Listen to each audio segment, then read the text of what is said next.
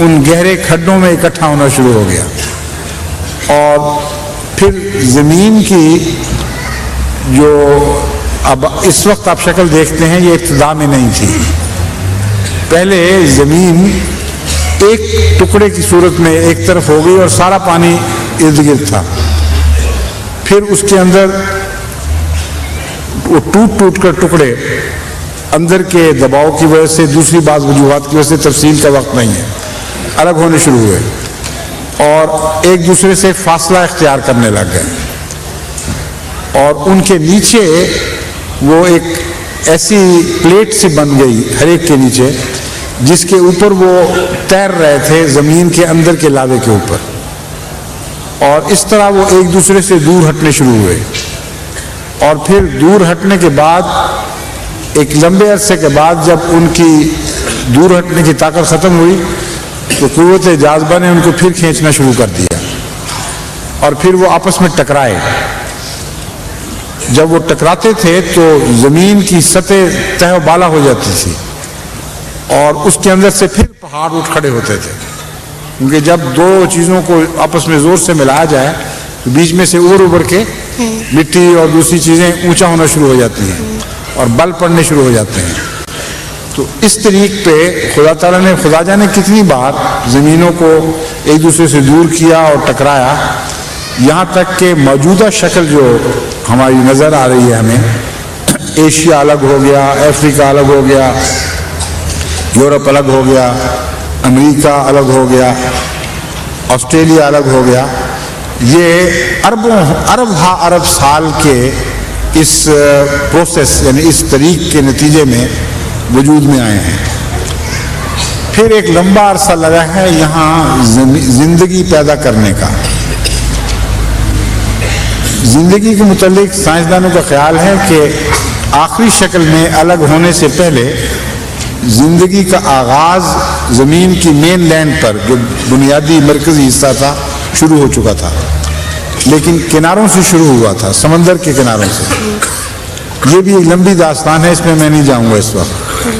تو زندگی کے ذرے پہلے بنے، اور پھر ان ذروں کے سے نتیجے میں پہلے نباتات وجود میں آئی ہیں، یعنی ایسی زندگی جو حرکت نہیں کر سکتی.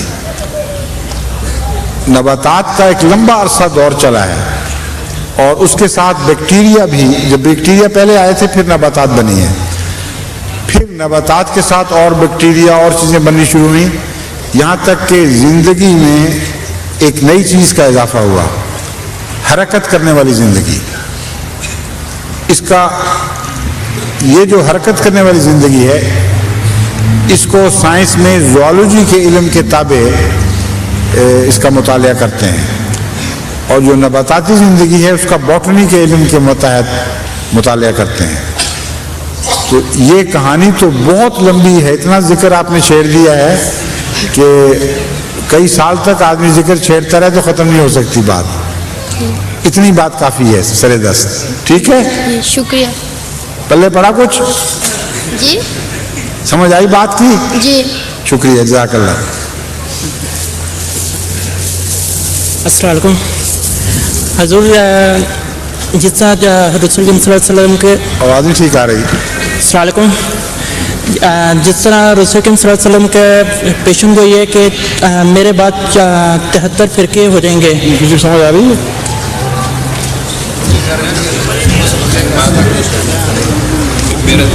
جی ہاں جی ٹھیک ہے. اچھا کھڑے رہیں، آپ کو یاد سمجھ آتی ہے. رسول صلی اللہ علیہ وسلم کے بعد 73 فرقے ہو جائیں گے، جس طرح رسول صلی اللہ علیہ وسلم کی پیشن گوئی ہے. کیا اسی طرح حضرت مسیح موعود علیہ السلام کے بعد کی کوئی پیشن گوئی ہے کہ فرقوں میں بڑھ جائے گی؟ کہ رسول اللہ علیہ وسلم کے بعد جس طرح 73 فرقے جو ہو گئے، کیا حضرت مسیح موعود علیہ السلام نے بھی ایسی پیشن کی تھی کہ آپ کے بعد بڑھ جائے گی؟ حضرت مسیح موعود علیہ السلام نے کوئی ایسی پیشگوئی نہیں کی جس کی بنیاد قرآن اور سنت پر نہ ہو. سمجھیں، یہ زمانہ جزوی طور پر مسیح موعود کا ہے، لیکن فی الحقیقت حضرت محمد رسول اللہ صلی اللہ علیہ وسلم ہی کا زمانہ ہے، اور آپ کا زمانہ قیامت تک کے لیے ہے. بس جو پیشگوئیاں حضور اکرم صلی اللہ علیہ وسلم نے قیامت تک کی ہیں ان میں سے ایک پیشگوئی کا تعلق مسیح موعود کے ظہور سے تھا اور بہت سی پیشگوئیوں کا تھا مادی اور مسیح موعود، اور بعد میں کیا ہوگا اس کی خبریں بھی رسول اللہ صلی اللہ علیہ وسلم خود دے چکے ہیں۔ اس لیے قرآن اور سنت کے علاوہ مسیح موعود علیہ السلام نے الگ پیشگوئیاں نہیں کی۔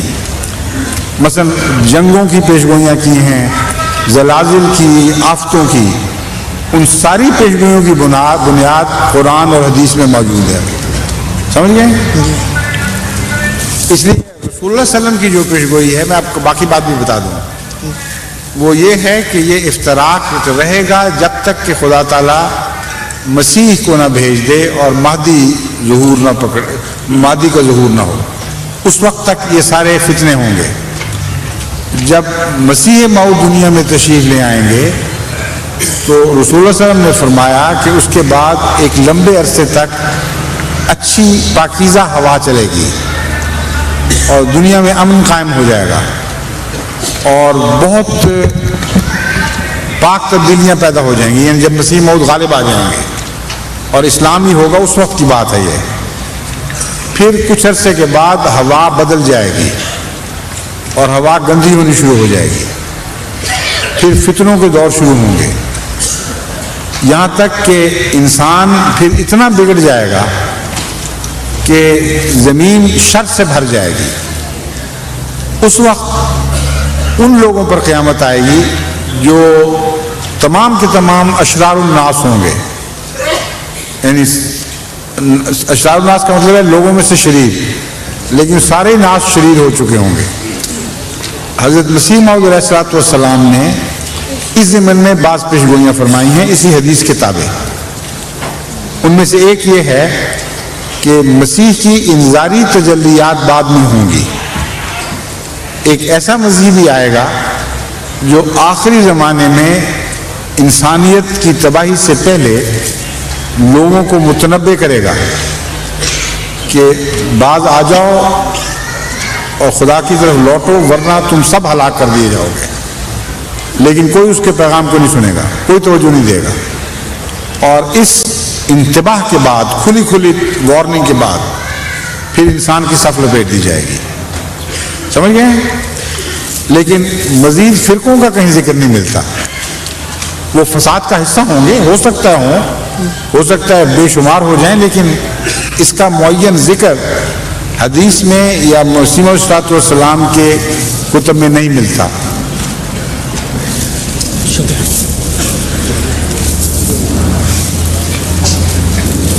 السلام علیکم ورحمۃ اللہ۔ وعلیکم السلام ورحمۃ اللہ۔ فرمائیے۔ سیدی خاکسار کا نام عبد المحسن ہے۔ آگے قریب آ جائیں ذرا، ماؤس مائکرو فون کے۔ خاکسار کا نام عبد المحسن ہے جی۔ میں جماعت بروکسال کا نمائندہ ہوں۔ سیدی میرا سوال یہ ہے کہ قرآن کریم میں جزا، سزا اور حیات بعد الموت کا بڑی کثرت سے ذکر ملتا ہے، لیکن اس کے بالمقابل اہل کتب کی کتاب میں اس کا ذکر نہیں ملتا۔ اگر کہیں ملتا بھی ہے تو اتنا مومل سا ہوتا ہے، جس طرح کہ ہم بعض واقعات کو اسی دنیا پہ چسپ کر دیتے ہیں، اسی طرح کے واقعات ملتے ہیں۔ جزا، سزا کا آخرت میں کوئی ذکر نہیں اہل کتاب کی ملتا۔ آ جائیں میرے کو پوری بات سمجھ لی آپ نے؟ پھر دوبارہ پوچھیں گے۔ یہ بڑے ایکسپرٹ ہیں بات سمجھنے کے، ان کو بھی نہیں سمجھ آئی۔